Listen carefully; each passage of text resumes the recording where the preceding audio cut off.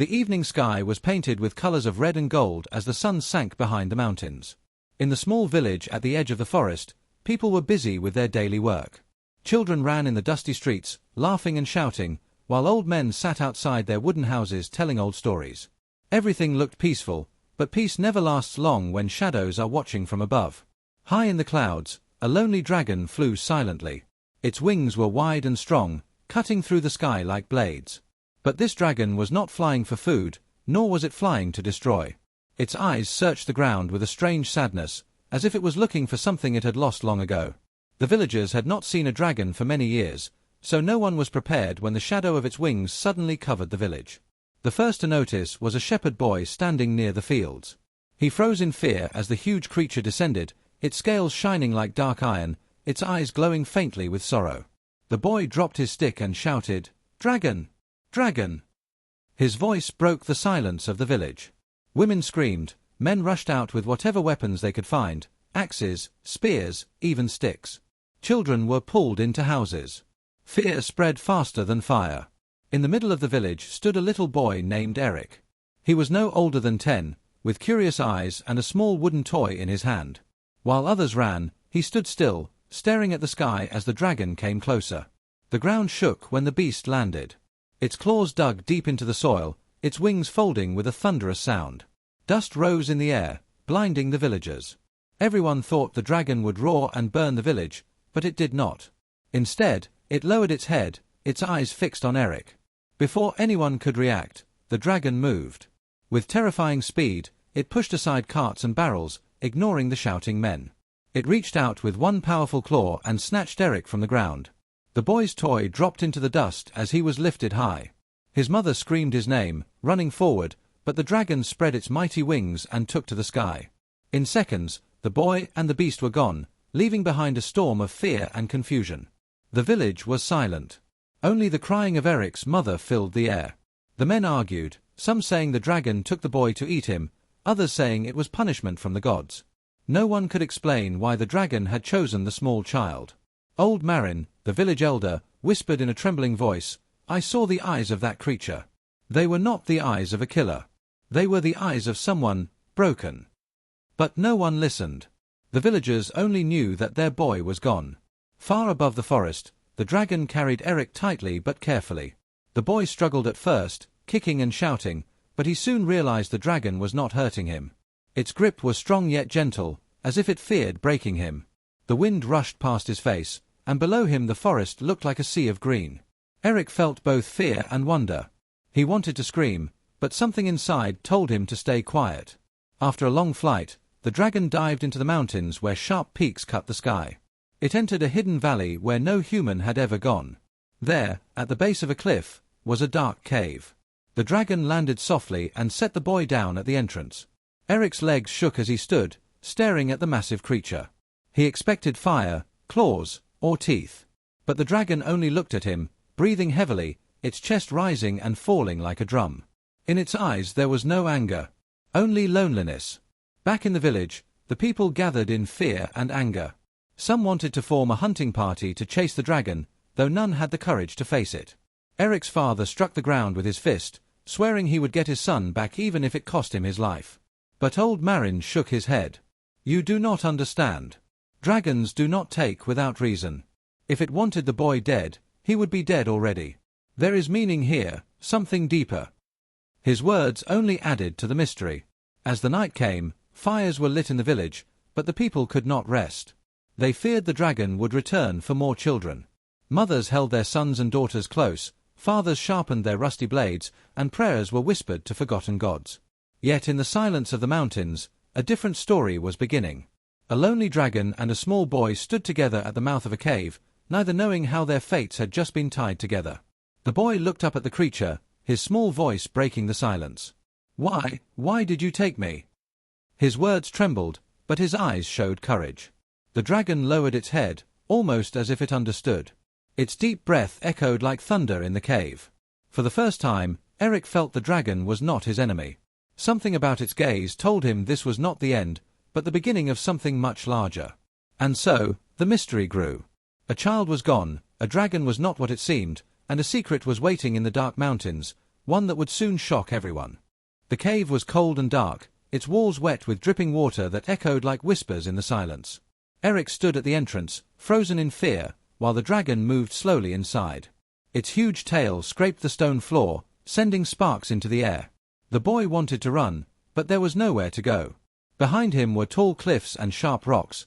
In front of him was the beast. He had no choice but to follow. Inside, the cave opened into a wide hall. Strange stones glowed faintly on the walls, filling the darkness with pale blue light. The boy stared in awe. He had never seen such stones in his village. They pulsed like beating hearts, humming with strange energy. The dragon walked deeper, glancing back to make sure the boy followed. It was almost as if it wanted him to see something. Eric's legs trembled, but his curiosity grew stronger than his fear. He stepped carefully, his small footsteps echoing loudly in the empty space. The dragon stopped near a pool of clear water. Steam rose gently from its surface, and strange patterns of light danced on it. The creature lowered its head and drank slowly, its scales shining under the blue glow. Then it turned its gaze to the boy again. Eric swallowed hard, his voice barely a whisper. "What do you want from me?" The dragon did not answer, of course, but its eyes were heavy with meaning. Instead of attacking, it pushed a piece of dried meat toward the boy with the tip of its claw. Eric blinked in shock. A dragon feeding him? He hesitated, but hunger won. Carefully, he picked it up and took a bite. It tasted strange, but it filled his empty stomach. The dragon watched him the entire time, its breathing slow and calm. After eating, Eric began to notice more details inside the cave. There were marks scratched into the stone walls, symbols he could not understand. Some looked like circles, others like stars, and many seemed older than the village itself. He touched one with his hand and felt a vibration under his skin, like the stone was alive. His heart raced. "This is no ordinary cave," he whispered. Far away in the village, Eric's parents were restless. His mother wept in silence, while his father sharpened his old sword again and again. A group of men argued about whether to chase the dragon. Some said it was madness, others said they had no choice. The elder, Marin, tried to calm them. "If the boy is still alive, the dragon has a reason. Do not throw away your lives in blind anger." But his words only brought more confusion. The people feared the night, wondering if the dragon would return for another child. Back in the cave, Eric's fear began to soften. The dragon lay on the ground, its huge body curled like a mountain. For the first time, Eric noticed scars across its wings and chest. Old wounds, deep and painful, like the marks of great battles. He wondered who could fight such a creature and leave it wounded yet alive. The dragon caught his gaze and slowly stretched one wing, showing him the largest scar running across its side. Its eyes seemed to ask, "Do you understand my pain?" The boy could not speak. He felt small and powerless, but also connected to this creature in a way he could not explain. Instead of running, he stepped closer. His hand shook as he reached out. To his own surprise, the dragon did not move. Slowly, carefully, Eric touched the rough scale near the scar. The surface was hard as stone, yet warm with life. For a moment, boy and beast stood together in silence. Then, something strange happened. The glowing stones on the wall grew brighter. A soft humming filled the air. Eric pulled back in fear, but the dragon only closed its eyes. The light formed shapes, visions in the air, like smoke and fire. Eric gasped as he saw images. Men and dragons fighting side by side against strange shadowy creatures, battles that shook the skies, and fires that covered the earth. The images were so real that Eric felt he could touch them. His heart pounded. This happened before," he whispered. The dragon opened its eyes, and for a moment, Eric believed it could understand him. It lowered its head close, its warm breath washing over the boy. There was no hatred in its gaze. Only loneliness, sorrow, and a strange kind of hope. Eric realized the dragon was trying to show him something important, but he was too young to understand fully. Still, one thing became clear: the dragon had not taken him to kill him. It had taken him to reveal a secret. The boy sat down on a rock, tired but no longer terrified. He looked around the glowing cave, then back at the dragon. You are not my enemy, are you?" he asked softly. The dragon blinked slowly, like a silent answer. For the first time, Eric felt a spark of trust. A strange bond was forming, though he did not yet know why. Outside, thunder rolled across the mountains. Dark clouds gathered, and the wind howled through the cliffs. In the village below, Torches burned late into the night as the people prepared to march at dawn. They would storm the mountains, blind with fear, ready to fight the dragon to rescue their boy. But none of them knew the truth. The dragon was not holding Eric as a prisoner. It was guarding him, preparing him for something far greater. And in the heart of the cave, the secret stones glowed brighter, whispering of wars long forgotten and dangers yet to come. Eric felt it deep inside. His life had changed forever. The mystery was only beginning, and the real reason behind the dragon's choice still waited in the shadows. The night in the cave passed slowly. Eric sat against the cold stone wall, his eyes heavy with sleep, yet fear kept him awake. The dragon lay nearby, its great body curled like a hill of scales. From time to time, it shifted and let out deep breaths that echoed like thunder in the cave. But it never came closer, never tried to harm him. Instead, it seemed to watch him, as if guarding him. For a child who had just been taken from his village, this was strange. Eric expected pain, fire, or teeth. Instead, he felt something he could not explain: safety. When morning came, the cave filled with a dim blue light from the glowing stones. Eric rubbed his eyes and saw the dragon already awake, staring at him with calm eyes. He thought of running, but then he remembered the cliffs outside. There was no escape. Still, the dragon did not chain him, did not trap him. Eric whispered to himself, "If it wanted me dead, I would be dead already." The thought gave him courage. The dragon rose to its full height and stretched its wings, the sound like a storm filling the cave. Eric covered his ears, but when the beast folded its wings back, it lowered its head gently toward the boy. The child's heart pounded. Slowly, the dragon nudged the ground with its claw. To Eric's surprise, it pushed a small pile of berries toward him. The boy's eyes widened. Yesterday, it had given him dried meat. Now, it was offering food again. Not a monster, not a killer, but something else. Hesitantly, Eric picked up the berries and ate. The dragon watched closely, and when the boy finished, it let out a slow rumble, almost like approval. Eric frowned. "You understand me, don't you?" he asked softly. The dragon blinked, and for a moment, he felt the answer was yes. A strange warmth filled his chest. He was still afraid, but less than before. As the hours passed, Eric began to look more closely around the cave. He found piles of broken metal, old weapons, and armor scattered in corners, covered in dust. Some pieces were shaped strangely, nothing like the swords or spears in his village. He picked up a piece of metal that glowed faintly with the same blue light as the stones. It was light in his hands, almost like wood, but hard as rock. The dragon watched him and gave a slow growl, not of anger, but warning. Eric quickly put it back. His heart raced. "This is your secret, isn't it?" he whispered. The day wore on, and Eric grew bolder. He tried to talk to the dragon, even though it never spoke. "Why me? Why did you take me?" he asked. The dragon only lowered its head, staring at him with those deep, sad eyes. There was something in them that made Eric's chest ache. Loneliness. Loss. It was as if the dragon had carried a heavy burden for many years. Eric thought of his own mother and father, probably crying for him in the village. The feeling of missing someone, maybe the dragon knew it too. Later, as Eric explored deeper into the cave, he found something that made him stop in shock. Lying on a flat stone was a broken necklace. It was simple, made of leather with a silver charm, but Eric knew it at once. His village made necklaces like this for young hunters. He had seen one just like it on his uncle before he died. Eric picked it up with shaking hands.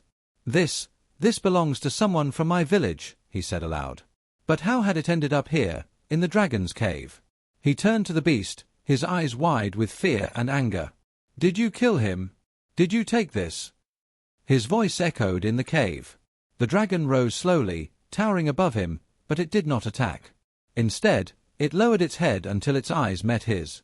In those golden eyes, Eric saw no hatred, only regret. His anger softened. The dragon touched the necklace gently with its claw, then pulled back, letting the boy keep it. Eric realized the truth. The dragon did not steal this. It kept it. As a memory. As a sign of someone it had once known. That night, Eric sat near the glowing stones with the necklace in his hand.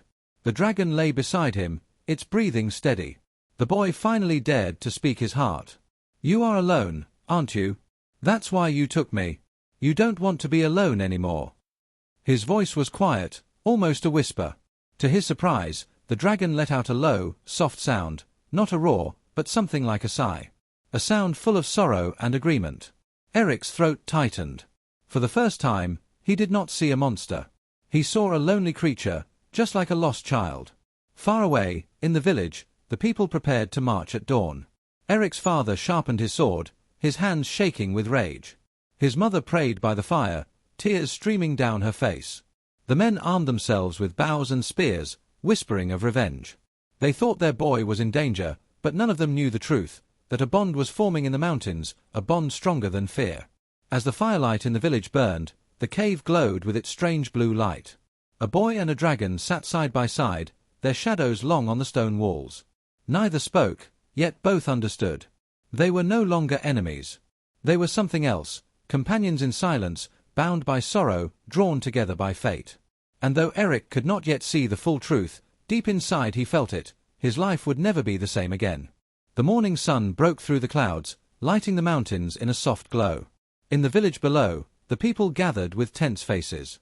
Men carried spears and bows, women carried torches, and children clung to their mothers' skirts. They were ready to march toward the dragon's cave. Eric's father stood at the front, his sword hanging at his side, his eyes burning with rage. His wife tried to stop him, but he only said, "Our boy is still alive. I will not wait for the beast to kill him." The villagers cheered, but fear hid in their voices. No one truly wanted to face the dragon, yet none dared to show weakness. The march began. Far away in the cave, Eric sat with the dragon, his fingers still holding the broken necklace. He stared at it with wide eyes, wondering about the truth. Why did the dragon keep it? Why had it taken him instead of killing him? The creature lay quietly nearby, watching him, as if it already knew what was troubling his young heart. Eric whispered, "Show me. Please. I want to understand." His voice was shaky but full of hope. The dragon shifted its great body and rose slowly. Its claws tapped against the stone floor as it walked toward the glowing stones. With one heavy wing, it touched the wall. Suddenly, the light in the cave grew brighter. The air buzzed with strange energy. The stones shimmered, and once again, visions filled the air like smoke turning into pictures. Eric gasped and stepped back, but his eyes refused to look away. The visions showed a different time, long ago. He saw men standing side by side with dragons. They fought together against creatures of shadow, tall figures with burning red eyes, carrying weapons that shone with strange light. The ground split open with fire, the skies rumbled with thunder. Eric's mouth fell open. He whispered, This happened before." The dragon looked at him and nodded slowly, confirming his thought. More visions appeared. The people in the pictures wore clothes that looked nothing like the villagers. They carried strange tools, and some rode on the backs of dragons into battle. Together, they were strong, but the shadows were stronger. Eric watched as one by one, the humans and dragons fell. The battles were endless, full of fire and blood. In the end, the humans betrayed the dragons, turning their weapons on them. The bond broke. The survivors turned their fear into hate, calling dragons monsters instead of allies. The truth had been forgotten, buried in time. Eric's hands trembled as the visions faded. He turned to the dragon, his voice almost breaking. "The people, my people, they turned against you." The dragon lowered its head slowly. Its eyes were heavy with sorrow, but also with truth. Eric's heart ached. He thought of his father, his mother, the villagers marching in anger, and he realized they had been blind for years. No one knew this history. No one remembered that dragons had once protected them. The boy touched the necklace again. Maybe it had belonged to one of those who still believed in the bond, someone who had fought beside the dragon before the betrayal. His uncle, perhaps, or another villager long forgotten. He whispered, "You kept this so you would not forget. That's why you took me. You want someone to remember." The dragon blinked, slow and soft, as if agreeing with his words. The truth weighed heavy in the cave. Meanwhile, the villagers reached the base of the mountains. They lit their torches and began to climb the narrow paths.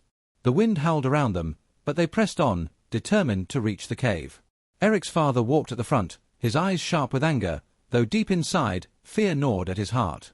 The elder Marin walked behind, whispering to himself, "The dragon is not our enemy. The boy may already know the truth." But no one listened. The sound of spears and swords clashing together drowned his warnings. Back in the cave, Eric could feel something heavy in his chest. He looked at the dragon, then at the glowing stones. The air was thick with silence, broken only by the dripping water. "If the villagers come," he said quietly, "they will not listen. They will try to kill you. And they will die trying." The dragon gave a deep rumble, neither anger nor fear, but acceptance. As if it already knew this fate. Eric stood tall, his young face set with determination. "Then I will stop them. I will make them see the truth." His voice shook, but his eyes were steady. The dragon studied him for a long time, then lowered its massive head until its nose almost touched the boy's chest. Eric felt the warmth of its breath, and for the first time, he did not step back. He raised his hand and pressed it gently against the dragon's scales. In that moment, the bond between them grew stronger than before. A promise was made in silence. Outside, the villagers climbed higher, their torches like fireflies against the dark stone. The sound of their footsteps echoed across the cliffs. They were close. Very close. Eric could hear them now, their angry voices calling his name. His heart raced. He looked at the dragon. "They're here," he whispered. The beast's eyes glowed faintly in the blue light, calm but ready. The boy clenched the necklace in his hand, his fingers tight around the silver charm. He understood now. The dragon had not taken him as prey. It had chosen him as witness, as a bridge between two worlds that had long been broken. The past was clear, but the future was not. What Eric would do next would decide everything. And as the footsteps of the villagers echoed closer and closer, the cave filled with silence once more, heavy with suspense. The truth was known, but would it save them, or destroy them all? The sound of footsteps echoed through the mountain paths. The villagers climbed higher, their torches glowing in the dark like a chain of fire. The wind howled around them, but they pressed on. At the front, Eric's father gripped his sword tightly, his jaw set with anger. Every step he took was heavy with fear, but he did not slow down. He would save his son, even if it cost his life. Behind him, the elder Marin walked quietly, his eyes full of worry. He had seen something in the dragon's eyes that the others had missed, but no one listened to him now. Inside the cave, Eric stood near the glowing stones, listening to the echoes from outside. His heart raced. The villagers were coming. He looked at the dragon, who lay calmly in the shadows, watching him with steady eyes. The boy whispered, "They don't understand. They will attack you." The dragon gave a low rumble, not of fear but of readiness. It was not afraid of men with spears.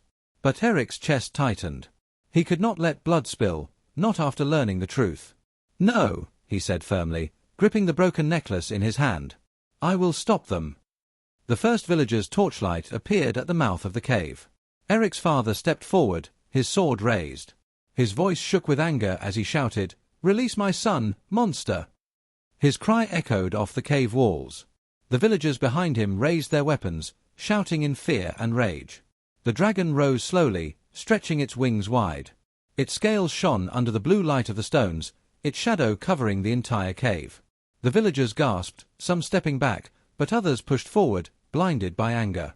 Eric ran forward, holding out his hands. "Stop!" he cried. His small voice was lost in the chaos. His father froze when he saw him. For a moment, relief filled his eyes. "Eric! Come here, quickly!" But the boy shook his head. "No, father. You don't understand. It's not our enemy." His words only confused the villagers. They thought the dragon had bewitched him. Angry shouts filled the cave. The first arrow flew. It struck the ground near the dragon's claws, sparking against stone. The beast let out a roar that shook the walls. Dust rained from the ceiling as the ground trembled. The villagers screamed but did not stop. More arrows followed, bouncing off the dragon's scales. With a single sweep of its wings, the creature sent a blast of wind through the cave, knocking men off their feet. Torches fell, rolling across the floor, their flames flickering in the dark. The battle had begun. Eric's father charged forward, his sword flashing. The dragon lowered its head and snapped its jaws, stopping him in his tracks. The boy rushed between them, his arms spread wide. "No! Don't hurt him!" he shouted. His father froze in shock. "Eric, move! It will kill you!" But the boy shook his head, tears in his eyes. "It saved me, father. It gave me food. It showed me the truth. The dragon is not our enemy." The villagers hesitated, their anger colliding with fear and doubt. But fear is louder than truth. One man raised his spear and hurled it. The weapon struck the dragon's wing, cutting through the old scar. The beast roared in pain, its voice like thunder shaking the cave. Flames flickered in its throat. The villagers stumbled back in terror, thinking death was seconds away. Eric stood frozen, the heat of the fire washing over him. The dragon's eyes glowed, filled with pain and fury. In that moment, Eric held up the broken necklace high above his head. "Look!" he cried. His voice echoed, stronger than before. The villagers turned, their eyes wide. The silver charm gleamed in the blue light. "This is from our people." The dragon kept it, not as a prize, but as a memory. "It remembers us. It remembers when we fought together." His words cut through the chaos. The villagers fell silent, their weapons shaking in their hands. Even his father's sword lowered slowly. The dragon stopped, its fire dying in its throat.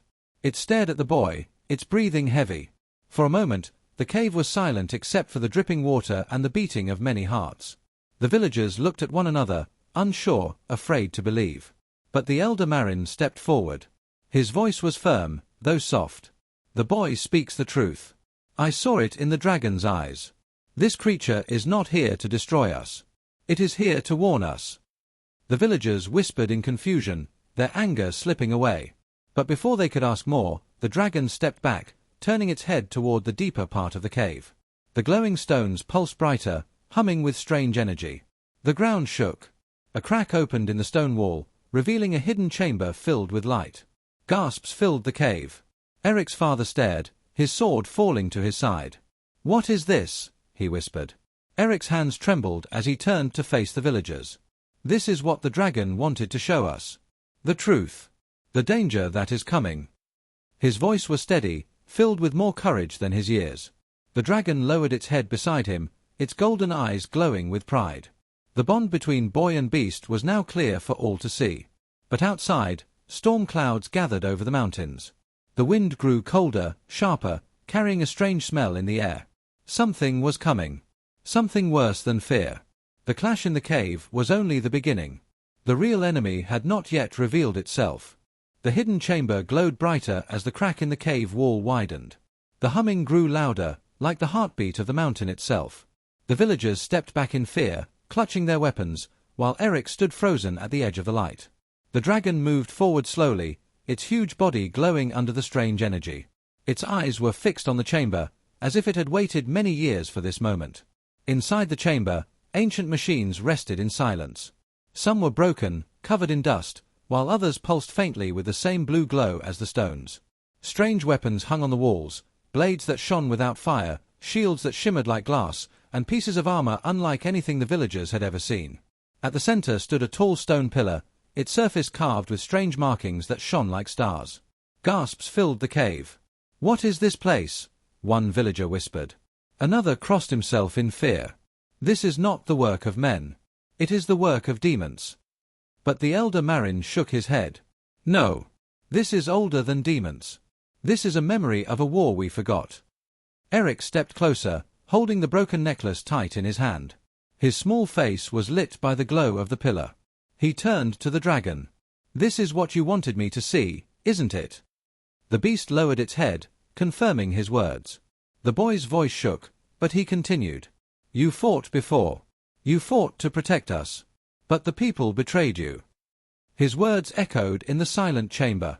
The villagers shifted uneasily, ashamed though they did not yet understand why. The pillar flared suddenly, sending a beam of light into the air. Everyone shielded their eyes. The glow twisted into visions, like fire shaping itself into stories. The villagers cried out as they saw terrible shapes, tall creatures of shadow, their bodies wrapped in dark armor, their eyes burning red. They marched across fields, burning villages and crushing armies with strange weapons. Above them, black ships floated in the sky, blocking out the sun. The earth cracked beneath their feet, the seas boiled, and the skies were filled with fire. Children screamed, men dropped their weapons. "What is this?" one shouted. The elder's voice trembled. "It is the enemy.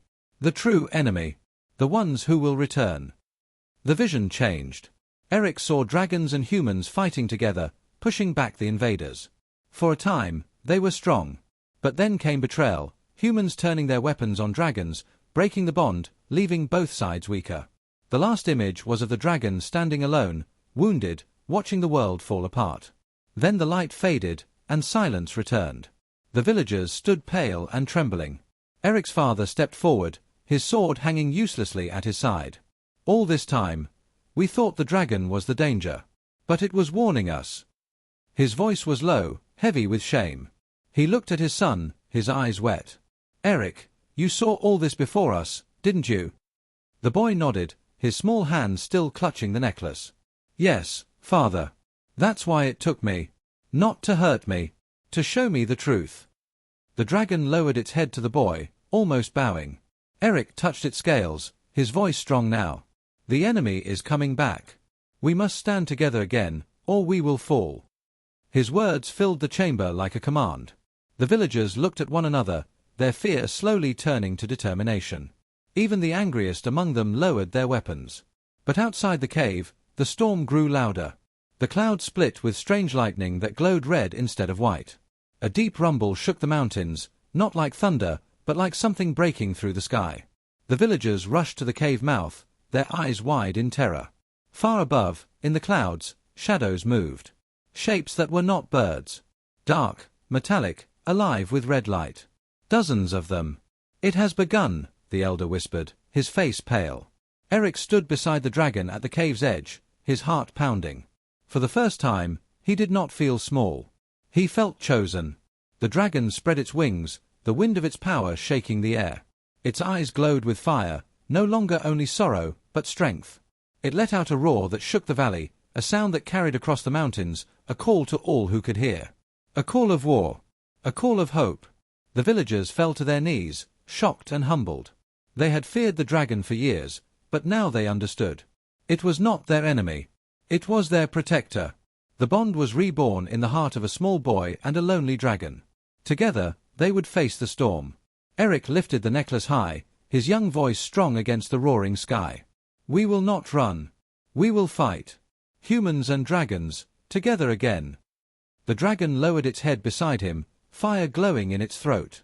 The storm above cracked open, and the first of the enemy ships broke through the clouds, their red lights burning against the darkness.